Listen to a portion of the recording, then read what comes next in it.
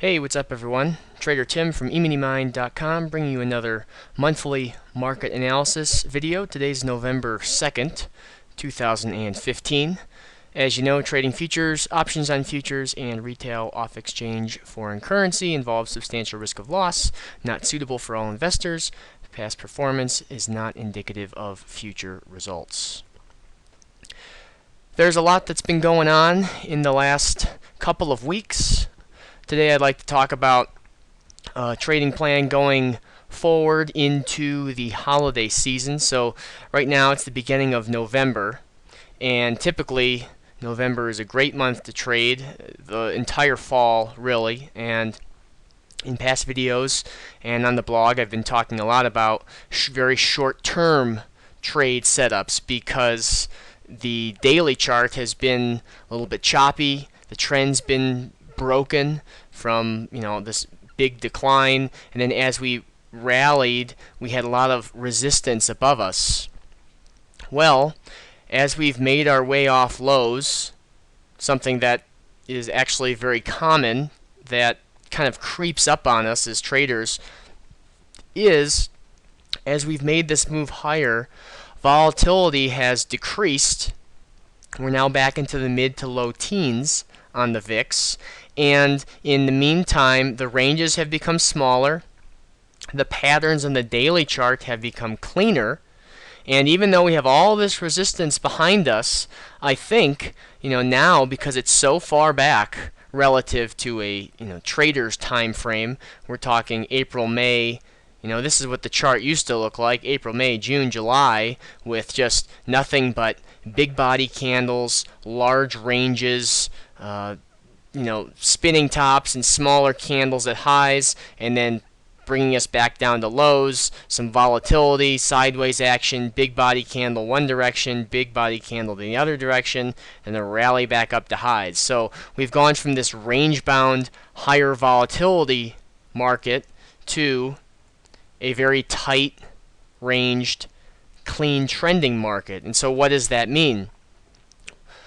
Well, with smaller ranges and cleaner daily charts means we can now pull out to bigger time frames like 15 minutes and daily charts and be more involved. If I throw up some fib retracements, we can see that a nice 50% retracement occurred back in October on the daily chart, really one of the first clean setups that we've had in a while.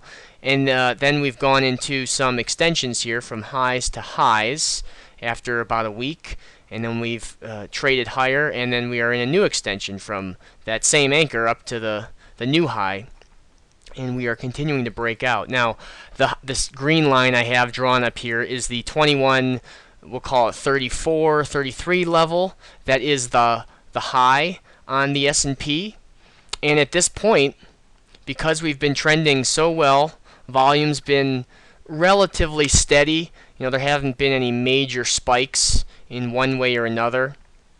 I would look for us to pierce that level, pierce that 2135, 2140 level, because we've had a nice structure of a strong couple-day rally, small pullback, couple days of rallies, a little bit of a pullback. I would foresee that pattern to continue. Now, in the meantime, we could come up close to the level and get a little bit bigger sell-off. And now that's not going to necessarily scare me out of the larger trend, because if we were to even draw up a full 50% retracement, we'd have to come all the way back to that 2000 level or even just below that, and that would give us a nice pullback to get in and then take us through new highs. So you have a couple things going on. You've got holidays coming up. We're just got through a handful of bigger earnings. We've had some news announcements. We had an FOMC meeting announcement last week. And so with some of those bigger catalysts out of the way, that kind of allows the market to kind of chug along and move in a very methodical, step-by-step approach, if you will. Now, we've got a pretty clean month in November, aside from Thanksgiving at the very end of the month and Veterans Day on the Wednesday, I believe it's the 11th. It's always rather the 11th, but I believe it's a Wednesday this year. And then as we get into December, we have the first 2 weeks or so. This year, let's see, Christmas would be on a Friday.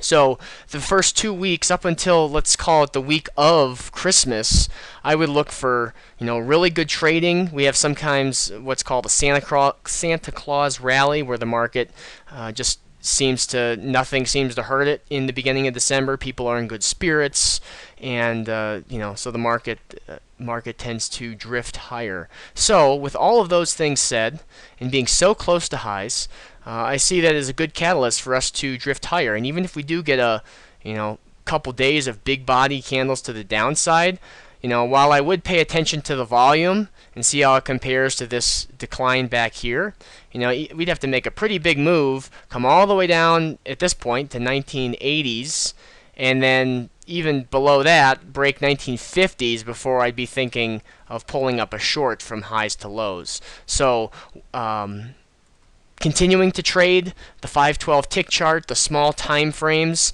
and being active on both the ES and the Euro. The one thing I will say about the Euro, and this has been kind of the pattern for about the last 12 months, is when the ES is crappy, the Euro's been really good. And we saw that a couple months ago with a lot of this chop in here in the ES. The Euro 6E was just rocking. But then when the ES gets good, the Euro tends to be kind of choppy. So in these recent couple weeks, there hasn't been a whole lot on the Euro in terms of nice clean trades. I did a webinar last week where we talked about identifying the trend, identifying these swing high breaks and these swing lows, and really making a point to go through the chart and identify, okay, we are in a series of higher highs and higher lows right now. We're in a very clearly defined uptrend. We're not just making one high and then making a low, and then making a high and making a low, which would be indicative of being range bound. We're well into a series of higher highs and higher lows. And when we can classify these things, both on the daily chart and the very small time frames, that's how we can begin to identify at first the initial trend change. Okay, we've gone from lower highs and lower lows, moving in a downtrend, switching that to now being in an uptrend of higher highs and higher lows. But as we get further along in the trend, into the beyond just a few higher highs and higher lows, now we get some substance behind that, and the trend has become fairly well established, and it's very healthy to have these little pullbacks and then these rallies and these new breakouts. So there's a lot of ways to trade this. I've got a handful of those strategies on the blog, EminiMind.com, especially as it relates to the breakouts and these pullbacks, so you can check those out, as well as plenty of more videos and blog posts relating to my specific trading strategy. So I wish you all the best in your trading this next month, and we will talk to you soon.